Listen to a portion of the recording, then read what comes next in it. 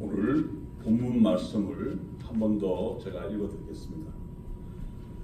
지극히 존귀하며 영원히 거하시며 거룩하다 이름하는 이가 이와 같이 말씀하시되 내가 높고 거룩한 곳에 있으며 또한 통회하고 마음이 겸손한 자와 함께 있나니 이는 겸손한 자의 영을 소생시키며 통회하는 자의 마음을 소생시키려 함이라. 아멘. 오늘 본문 말씀과 같이 하나님께서는 겸손한 자와 함께 하시고 겸손한 자의 영을 소생시키신다고 하셨습니다. 욥기서 22장 말씀에도 사람들이 너를 낮추거든 너는 교만했노라 라고 말하라. 하나님은 겸손한 자를 구원하시리라. 시편 10장 말씀에도 여호와여 주는 겸손한 자의 소원을 들으셨사오니 그들의 마음을 준비하시며 귀를 기울여 들으시고 또한 잠언 22장 말씀에도 겸손과 여호와를 경외함의 보상은 재물과 영광과 생명이니라 라고 말씀하십니다. 하나님께서는 겸손한 자의 영을 소생시키시고 겸손한 자를 구원해 주시며 겸손한 자의 소원을 들어주신다고 약속하십니다.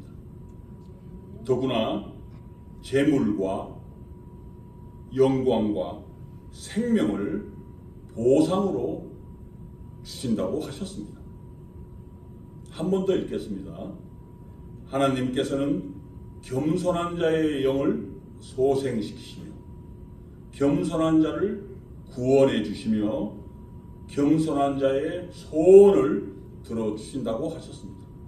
더구나 재물과 영광과 생명을 보상으로 받는다고 말씀하셨습니다.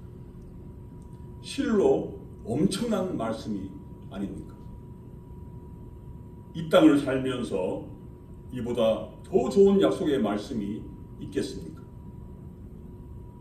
그렇다면 이 좋은 겸손을 실천하려면 어떻게 해야 합니까? 첫째, 겸손하려면 기도해야 합니다. 기도와 겸손은 어떤 관계가 있을까요? 기도는 우리가 하나님을 온전히 의지하고 있다는 표현이라고 말씀드릴 수 있습니다. 요한복음 15장 5절에 나를 떠나서는 너희가 아무것도 할 수 없음이라. 예수님의 말씀을 인정하는 것이 기도인 것입니다. 하나님께 도움을 구하고 기도할 때 우리는 무슨 일이든지 우리에게서 난 것 같이 스스로 만족할 것이 아니니 우리의 만족은 오직 하나님으로부터 나느니라. 고린도서 3장 5절 말씀을 시인하는 것입니다. 기도는 또한 마태복음 5장 말씀에 우리가 심령이 가난하고 약하여 매 순간 주님이 필요하니 저와 함께 늘 계시옵소서라고 고백하는 것입니다. 세상에서 가장 겸손한 기도는 주님 도와주세요 라는 기도입니다. 기도 안에는 겸손이 있습니다. 기도할 때 우리는 하나님은 자비로우시고 전능하시며 지혜로우시고 주권적이시며 가장 좋은 것이 무엇인지 가장 잘 아시는 분이라고 인정하는 것 때문입니다. 교만하면은 실패와 넘어짐이 기다리고 있지만 겸손하면 결국 축복을 받습니다. 그래서 겸손해야만 합니다. 그러면 누가 겸손한 사람일까요? 주님과 사람으로부터 받은 은혜를 오래 기억하는 사람이 겸손한 사람입니다. 우리는 살면서 받은 은혜를 오래 기억할 줄 알아야 합니다.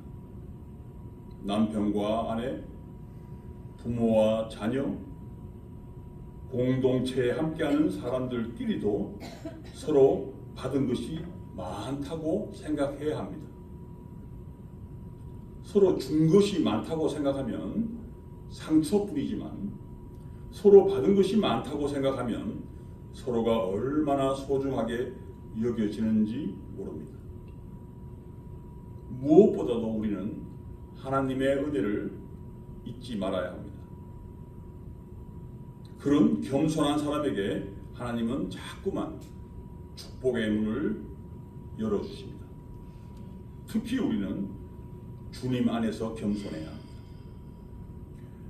에베소서 말씀에 하나님의 전신갑주를 입으라 라고 한 말씀은 스스로는 마귀를 이길 수 없기 때문에 겸손히 하나님의 능력을 앞세우며 살라는 말씀입니다.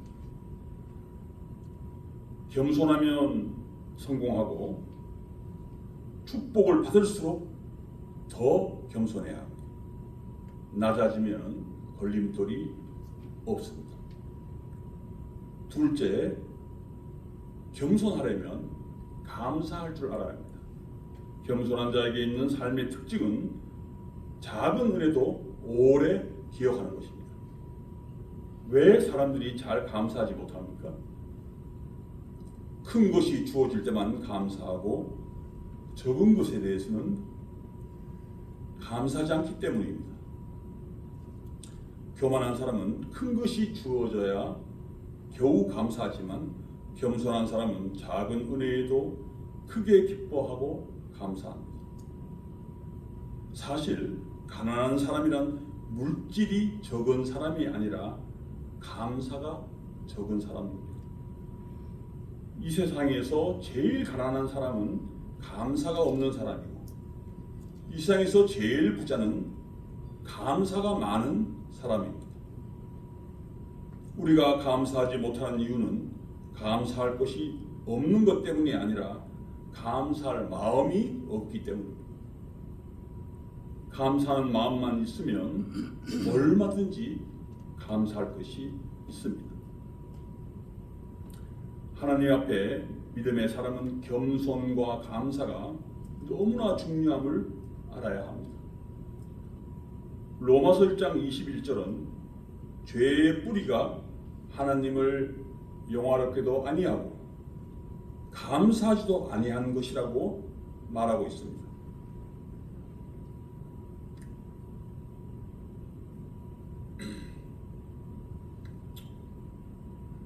마귀가 내 속에 들어와 불평, 불만을 속삭이고 교만한 눈과 턱을 높이 쳐들고 할 때도 어휴 그래 그래도 이 정도라도 할 수도 있으니 참 감사하지 모든 것이 참 감사합니다 라고 감사하는 마음을 가지고 있으면 금방 저주와 불행을 준비하고 있는 어둠의 영은 즉시 물러갈 것입니다. 감사는 축복의 신호탄이고 감사가 계속되면 사방에서 축복이 옵니다. 매일 감사하는 말은 영혼을 깨끗하게 하며 마음과 몸을 치유합니다.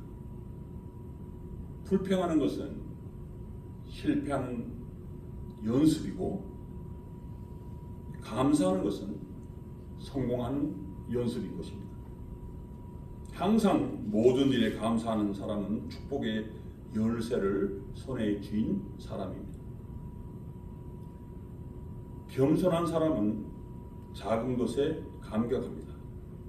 작은 것에 가치를 부여할 줄 압니다. 어떤 것도 당연하게 받아들이지 않습니다. 삶 자체를 경이롭게 여깁니다. 겸손한 눈으로 보면 이 세상은 경이로움으로 충만해 있습니다. 우리가 살아가는 길 자체가 기적의 연속입니다. 우리는 너무 높고 큰 것만을 추구하기 때문에 삶에서 발견할 수 있는 감사의 능력을 경험하지 못하는 뿐입니다. 자, 이 시간에 우리 감사 찬양 한 곡 하고 말씀을 또 이어가겠습니다.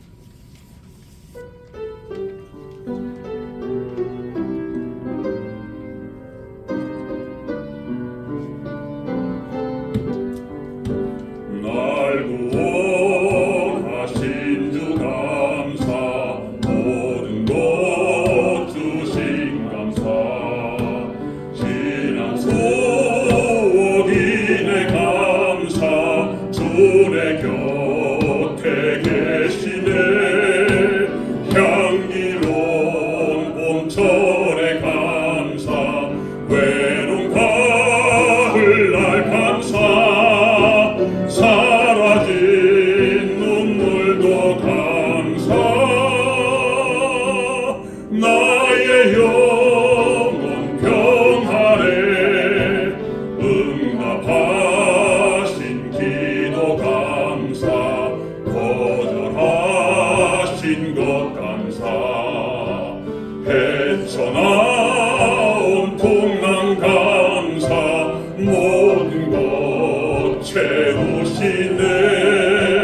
아픔과 기쁨도 감사, 절망 중위로 감사, 증량 못할 은혜 감사, 크신 사랑 감사해. 길가에 장미꽃 감사, 장미꽃 가시 감사, 따스한 가정 희망 주신 것 감사, 기쁨과 슬픔도 감사, 하늘 평화를 감사, 내일의 희망을 감사,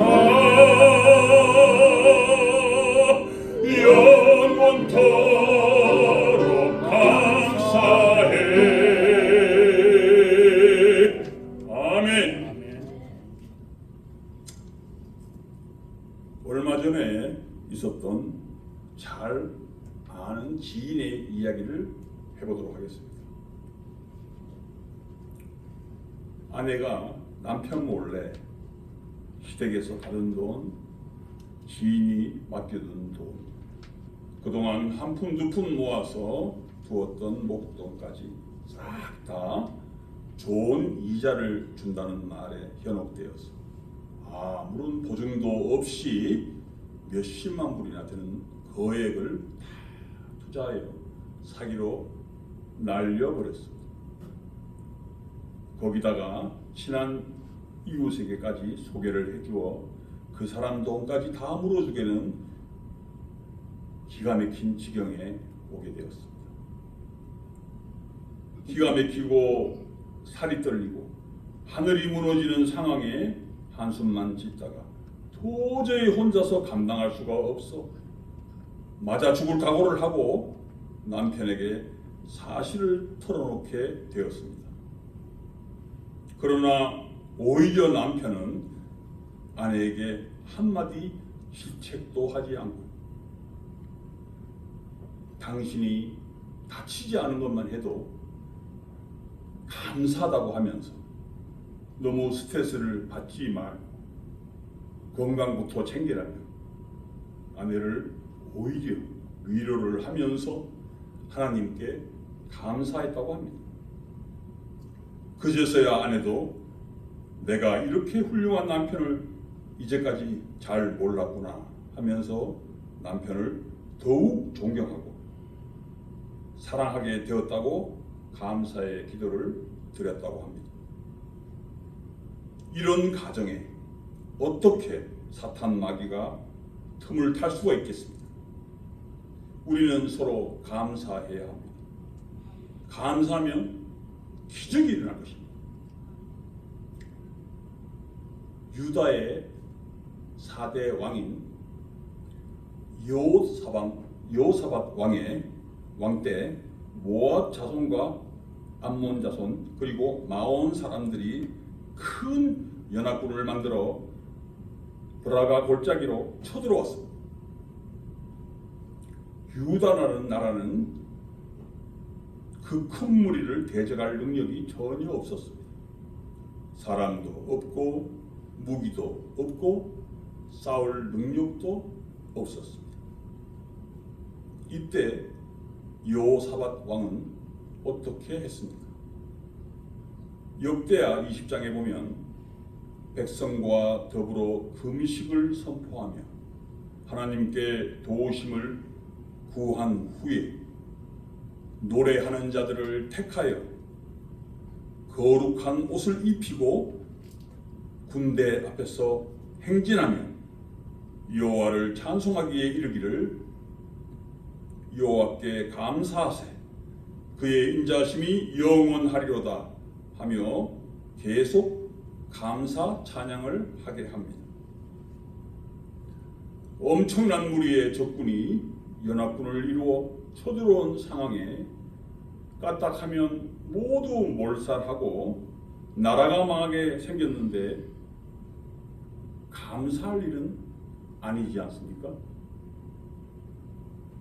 여호사밧 왕은 하나님께 기도하는 왕이었습니다. 종교 계획을 통하여 우상을 제거하였고 레인을 통해 율법을 가르치는 데 힘을 쏟았습니다. 오랜 적이었던 북쪽 이스라엘과도 화해했습니다. 사법 개혁을 단행하였고 과세와 병역을 부과하기 위해 재판 제도를 확대하는 등 하나님 말씀대로 살려고 했는데 연합군이 쳐들어와서 나라가 망하게 되었습니다. 하나님 말씀대로 여태껏 살아왔는데 이게 무슨 상황입니까?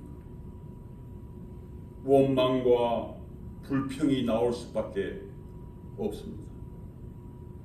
누구보다도 착하고 바르게 살아왔는데 병이 걸리고 사업이 어렵게 되고 승진이 안 되고 사고를 당하게 되고 진학에 실패하며 왜 결혼에 실패했냐고 불평과 불만이 나오는 것은 당연할 것입니다. 이런 위기에 처할 때 감사 찬양을 한다. 미친 사람 취급당하며 손가락질 당할 것이 뻔합니다. 그런데도 그는 감사 찬양을 하였습니다. 이해가 되지는 않았지만 그저 주어진 일을 감사로 찬양하였습니다. 그랬더니 어떤 일이 벌어졌습니까? 그 노래와 찬송이 시작될 때 여호와께서 복병을 두어서 그들을 치게 하였습니다. 자기들끼리 쳐 죽이는 일들이 벌어진 것입니다. 하나님은 복병을 연합군 사이에 두셔서 자중질환이 일어나게 했습니다. 먼저 모압 자손과 암몬 자손이 마온 사람들을 치고 그 후에 서로 상대방끼리 쳐서 모든 사람이 멸망하게 되었다는 것입니다. 수많은 종류의 찬양 중에서 제일 힘있게 할 수 있는 찬양이 바로 감사 찬송이라는 것을 꼭 기억하셨으면 좋겠습니다. 이스라엘 백성이 하나님 앞에 행한 찬송의 내용은 이렇습니다. 여호와께 감사하세 그 자비하심이 영원하도다. 그들에게 임한 것은 전쟁의 두려움인데 하나님의 자비하심을 먼저 노래하였습니다. 하나님을 향하여 울려 퍼지는 온 백성의 감사 찬송이 이보다 더 큰 신앙 고백일 수가 없습니다. 사울 왕과 아들 압살롬의 박해를 피해 광야에서 이방 땅에서 홀로 도망하면서도 하나님께 하프를 켜면서 찬양으로 신앙 고백을 했던 다윗을 높이셨던 하나님께서 또한 빌립보 감옥에서 찬양과 기도로 하나님의 살아계심과 개입을 고백했던 바울과 실라의 신앙 고백을 들으시고 응답하셨던 하나님께서 동일하게 이스라엘 백성을 향하여 그 자비하심의 역사를 행하셨습니다. 그러므로 사랑하는 여러분, 기도가 힘들거든 찬양의 기도를 들으시기 바랍니다. 이미 믿음의 고백이 알알이 새겨져 있는 찬양을 마음껏 부르시기 바랍니다. 하나님은 그 찬양에 역사하십니다. 반드시 응답하십니다. 감사의 찬양을 마음껏 들으시기 바랍니다. 하나님이 속히 응답하실 겁니다. 세 번째로, 겸손하려면 말씀을 늘 가까이 해야 합니다. 하나님의 말씀에 능력이 있는 것은 그 말씀이 살아있기 때문입니다. 일반적으로 기록된 문자는 생명이 없는 단지 글자에 불과하지만 우리는 하나님의 계시를 기록한 말씀을 통해 하나님을 만날 수 있습니다. 마치 집이 저절로 지어지지 않고 그 집을 지은 사람이 있는 것처럼 성경은 하나님이 온 우주 만물을 지으신 분이라고 말씀하고 있습니다. 하나님은 살아계시며 우주 만물을 지금도 주관하고 계십니다. 하나님의 말씀은 죄인을 불러 그들의 죄를 회개케 하시는 능력이 있습니다. 어찌 이런 하나님의 말씀 앞에 감히 겸손하지 않을 수가 있겠습니까? 할렐루야. 아멘.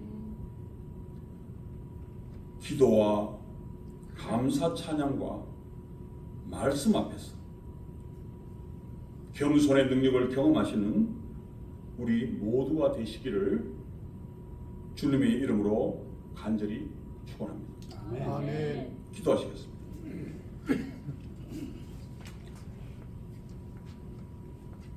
겸손한 자의 영을 소생시키시고 겸손한 자를 구원해 주시고 겸손한 자의 소원을 들어주신다고 약속하신 하나님 아버지, 우리는 항상 주님의 영광을 위해 산다고 말들을 하지만 항상 남보다 내가 낫다는 교만한 마음과 남을 평가하는 교만한 눈과 남의 마음을 아프게 하는 교만한 입술로 살아왔음을 고백하며 자복하며 회개합니다. 저희가 겸손한 마음으로 주의 말씀을 듣고 기도하며 감사의 찬양을 올려 드릴 때 저희들의 영을 새롭게 하여 주셔서 주님의 능력 안에서 가정과 학교와 교회 가운데 놀라운 축복의 역사가 나타나기를 간절히 기도합니다. 예수 그리스도의 이름으로 기도드렸습니다. 아멘.